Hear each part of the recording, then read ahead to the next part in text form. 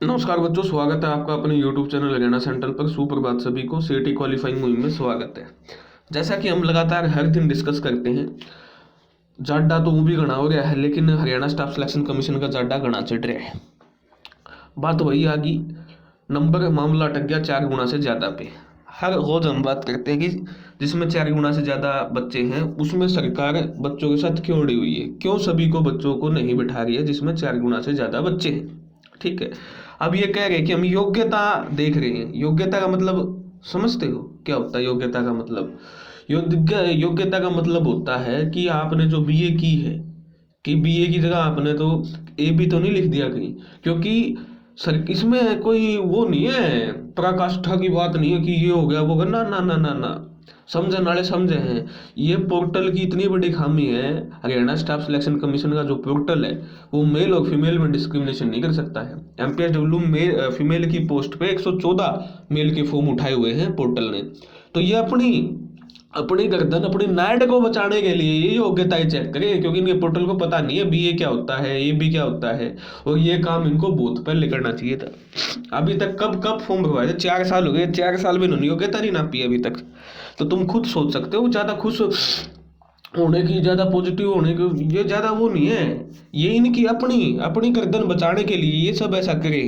ठीक है ना, समझ रहे हो? सिर्फ और सिर्फ अपनी गर्दन ये बच जाए कैसे न कैसे करके। वो योग्यता चेक करे कि ये बीए की जगह ए बी डिग्री वाला तो नहीं पहुंच जाए। ठीक है, नंबर 1 बात। अब मुद्दा वही है,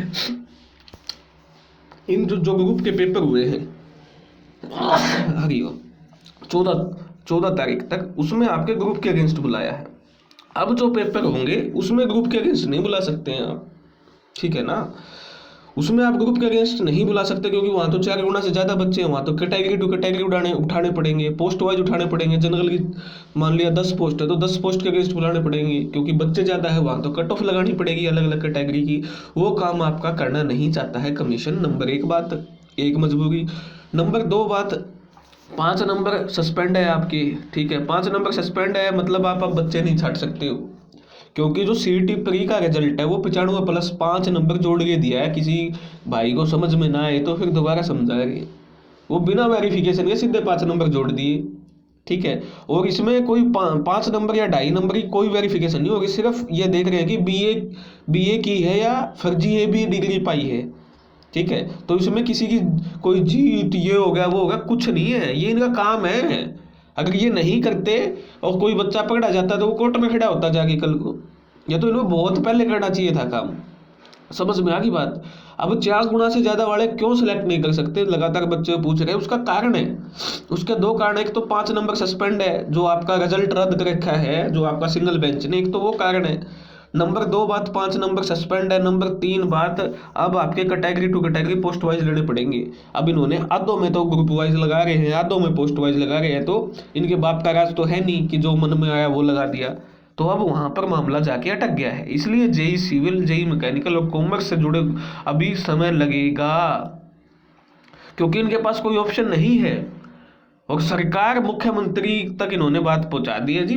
4 गुना से ज्यादा बच्चे हैं, किसी ग्रुप में आपके बच्चे 2000 आ रहे हैं, किसी में 500 बच्चे छूट रहे हैं, किसी में आपके 600 बच्चे छूट रहे हैं। अब वो मुख्यमंत्री बताएंगे इनको कि भाई सभी का पेपर लेना है, या जिसमें 200 छूट रहे हैं, 300 छूट रहे हैं, 400 छूट रहे हैं, 500, 1000, 2000 उनको छोड़ दो। अगर मुख्यमंत्री कह देंगे कि भाई सभी का पेपर लेना है, सभी ने एग्जाम में बैठाओ, तो ये सभी ने बैठा देंगे।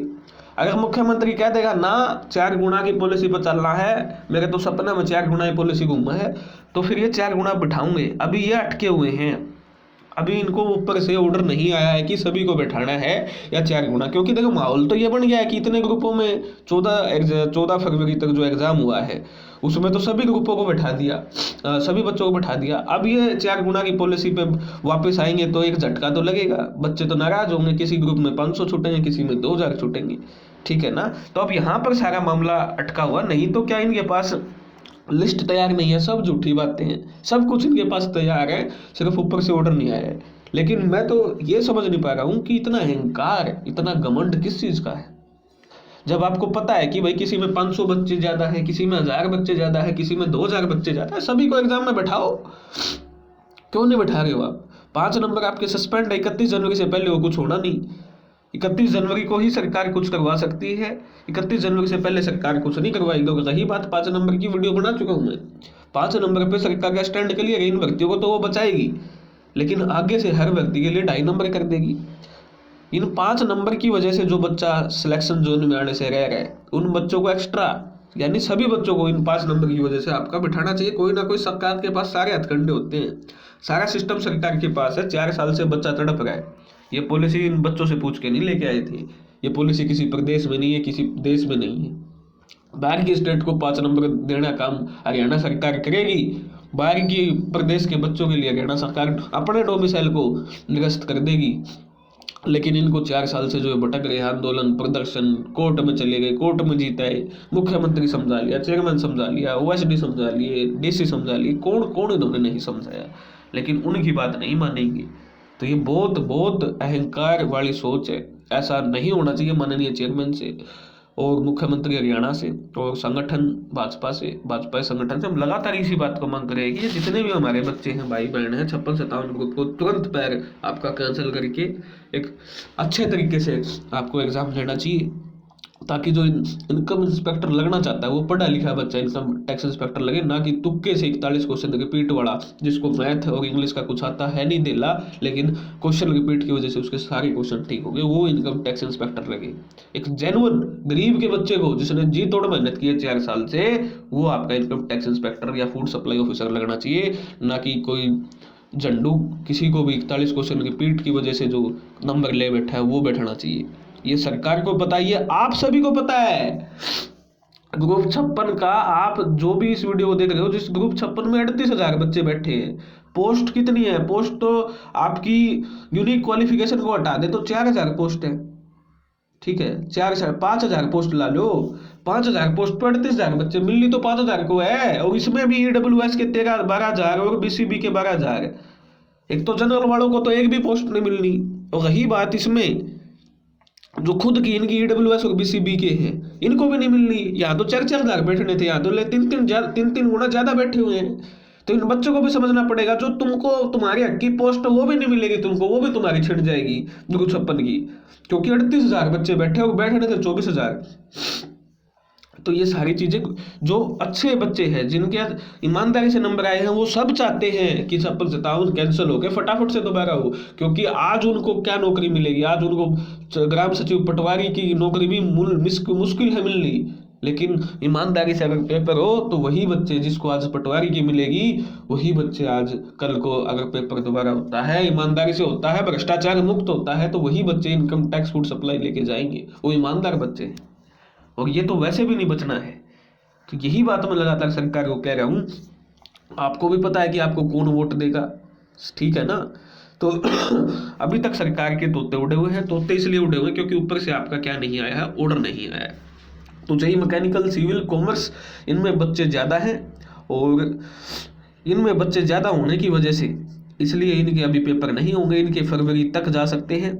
और रही बात जिनकी 3 बड़े ग्रुपों के छोड़कर शेष 500 तक के उम्मीदवार हैं, यानी इन ग्रुपों को छोड़कर सभी में 500, किसी में 600, किसी में 400 उम्मीदवार आपके चेयरमैन के द्वारा बताए गए हैं। तो माननीय चेयरमैन गोपाल सिंह खत्री से गुजारिश है, जब आपको पता है कि किसी में 400 है, किसी में 500 है, तो इन सभी बच्चों को 400-500 वालों को बैठा लो। क्यों इनकी बयान बाटी करने पे तुले हुए हो? अगर 500 में से भी आप 10 बंदों को, 50 बंदों को, 60 बंदों को बैठाओगे, तो आपसे बड़ी, आपसे तकड़ा कोई और वो नहीं हो सकता इन बच्चों की भविष्य को बर्बाद करने वाला। जब आपको खुद को पता है, जब इनको इतना तक इनको पता चल गया कि भाई 300, 200, 400 उम्मीदवार है बाकी ग्रुप में, तो क्या उनको एग्जाम में नहीं बैठाया जा सकता?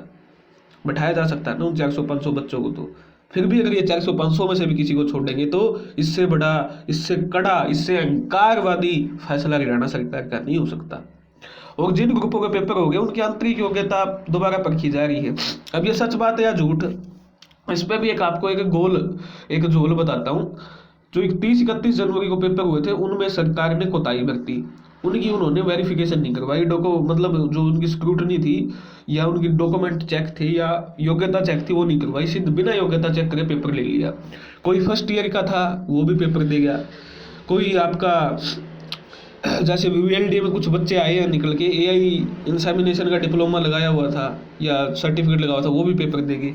तो इन्होंने वेरिफिकेशन नहीं की, फिर इनकी आँख खुली 5 और 6 तारीख वाले पेपर में, उनकी इन्होंने शॉर्ट लिस्टिंग की और योग्यता चेक की और उनकी कर दी। ये कोई इत्तेफाक नहीं है, ये भी एक बड़ा भ्रष्टाचार की ओर संकेत करता है कि 30-31 की बिना वेरिफिकेशन पेपर ले लेते हैं, 5-6 का आपका वेरिफिकेशन करके पेपर ले रहे हैं, योग्यता चेक करके। 4 दिन में ऐसा क्या होगा चेयरमैन साहब जो आपकी आंख खुल गई? तो ये बहुत बड़ा गंभीर मसला है। जो 30-31 के जितने भी आपके ग्रुप के पेपर थे, उनको इकट्ठा होके मांग उठानी चाहिए कि हमारी भी आपकी आप योग्यता चेक कीजिए, ताकि जो फर्स्ट ईयर वाले हैं, जो इनएलिजिबल बच्चे हैं, वो बाहर हो सके। ठीक है भाई, ये दूसरी खबर थी। उसके बाद जो यही है कि भाई अभी आयोग 28 जनवरी को जिन 5 ग्रुपों को लेना प्रयास कर रहा है, उनमें ग्रुप नंबर 44 रेडियोग्राफर का पेपर होगा भाई, group number 50 Indian cook, group number 20 dairy manager, group number 49 category number 300, 301, 302, 303, 304, 305, 306, 307 और ग्रुप नंबर 61 सहायक ड्राफ्टमैन सिविल शामिल है। अध्यक्ष ने बताया ग्रुप नंबर 49 में शामिल अलग अलग कैटेगरी के उम्मीदवार आयोग से संपर्क कर आग्रह कर रहे थे कि इस ग्रुप की सब कैटेगरी बनाई, इसलिए आयोग ने इसे 3 ग्रुपों में 49A, 49B और 49C में बांटकर अलग अलग सिलेबस जारी कर दिया है। ठीक है भाई, तो ये आपकी एक बड़ी खबर है कि जो ग्रुप 49 का पेपर है वो आपका 28 तारीख को होने जा रहा है। आपको आज या कल में लगभग पता चल जाएगा। ग्रुप नंबर 49 का जो पेपर है आपका, वो लगभग आपका 28 को हो जाएगा। इनमें 4 गुना से कम या 4 गुना के आसपास, यानी 400-500 बच्चे बताए जा रहे हैं। ओके, तो ये आपकी खबर है। मैं तो माननीय चेयरमैन से सभी बच्चों के, हरियाणा के बच्चों के बिहाफ पे, आज हरियाणा में विडंबना की बात है, कोई बात नहीं करता कि सभी को एग्जाम में बैठाऊं। मैं हरियाणा सेंट्रल, आपका चैनल ये लगातार चेयरमैन से बात कर रहा है कि चेयरमैन से आग्रह कर रहा है, सरकार से आग्रह कर रहा है कि सभी बच्चों को एग्जाम में बैठाओ, ताकि किसी भी बच्चे का पेपर में बैठने का हक न मरे। इसलिए ये आपसे उम्मीद है, अनुरोध है, गुजारिश है कि आप सभी बच्चों को एग्जाम में बैठाएंगे। चेयरमैन तक ये बात आप पहुंचाने का आपका काम है। सभी बच्चों को एग्जाम बैठाए, इन्होंने कोई चढ़े नहीं चाप रखे हैं। धन्यवाद। कोई डाउट है तो कमेंट सेक्शन में जरूर पूछे। जय हरियाणा, जय भारत।